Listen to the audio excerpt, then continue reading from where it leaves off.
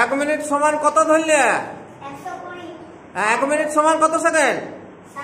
60 কে 2 দিয়ে গুণ করলে 120। ঠিক আছে, তারপরে 5 ঘন্টা 10 মিনিট কত মিনিট?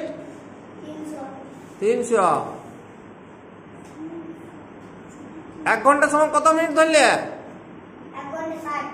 হ্যাঁ ঠিক আছে, তারপরে 7 দিন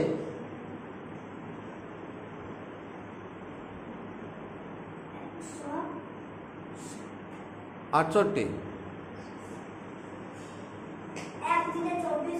একদিন সমান 24 ঘন্টা। তাহলে 24 কে 7 দিয়ে গুণ করলে 4 7 8 4 তাতে হলো 2 7 14 2 16। ঠিক আছে, 168 ঘন্টা।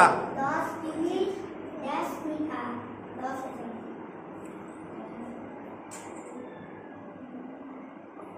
1 কিমি সমান কত মিটার? 1000। 1000। তাহলে 10 দিয়ে গুণ করলে একটা শূন্য বাড়ি যাবে। ঠিক আছে, 10,000। 120 টাকার 5 গুণ 600। হ্যাঁ, 120 কে 5 দিয়ে গুণ করলে 600 হয়। 5 × 12 = 60, একটা শূন্য বাড়ছে। ডিসেম্বর মাসের দিন সংখ্যা 31 দিন। 31 দিন, হ্যাঁ দিন।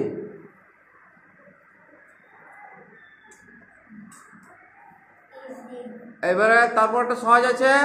1 সপ্তাহ 10 দিন 7 দিন। 1 বছর 10 দিন 362 দিন। যে সংখ্যা গুণ করা হয় তাকে বলে গুণন।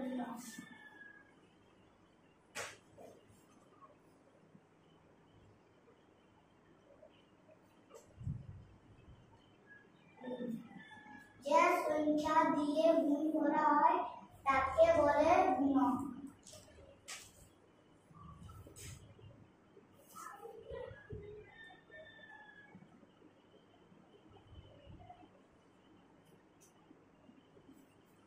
গুণ করে যে সংখ্যা পাওয়া যায় তাকে বলে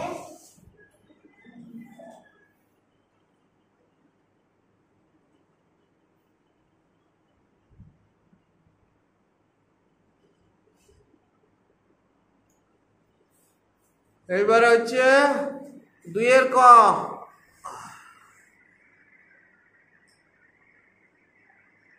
তাহলে 15টা পাইলে কি করে? 15 + 15 = 30। কিন্তু আগে তো 15টা ছিল না, তাহলে কিভাবে 15টা আমরা পাবো? 30 থেকে ওটা বলো আগে কিভাবে পাবো? 30 থেকে 15 15 বিয়োগ করতে হবে। 30 থেকে 15 বিয়োগ করলে তবেই আমরা 15টা পাবো। তারপরটা 32টা আমরা কিভাবে পেলাম? 32 থেকে 9 মাইনাস। না এবার এখন লিখলে, কিন্তু আগে আগে তো আর 32টা ছিল না, তখন কিভাবে পাইলে 32টা? 23 + 9। 23-এর সাথে 9 যোগ করতে হবে। তাহলে 100 গুণিত 0 সমান 0। কেন? যে সংখ্যাকে 0 দিয়ে গুণ করলে 0 হয়। কোন সংখ্যাকে 0 দিয়ে গুণ করলে 0 হয়। সেই সংখ্যাটাই এই 0 হয়। কোন সংখ্যাকে 0 দিয়ে গুণ করলে গুণফল 0 হয়, গুণফল 0 হয়। আর যোগ বিয়োগের ক্ষেত্রে সেই সংখ্যাটাই হয়। কোন সংখ্যার সাথে যদি আমরা 0 যোগ বা বিয়োগ করি তখন সেই সংখ্যাটা হয়, কিন্তু গুণের সময় কোন সংখ্যাকে 0 দিয়ে গুণ করলে গুণফল 0ই হয়। 8 7 5 গুণিত 100 সমান নিশ্চয় লেখা, ওখানটা খুলে আমাকে নাই। ঠিক আছে, এটা 87,500। 87,500।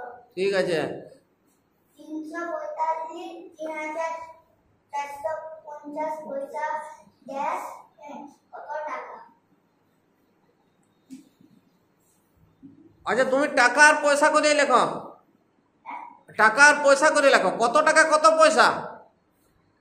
1 টাকা 100 পয়সা। না না, 1 টাকা সমান তো 100 পয়সা। এইখানে যেটা আছে 3450 পয়সা, এইটা কত টাকা কত পয়সা হবে?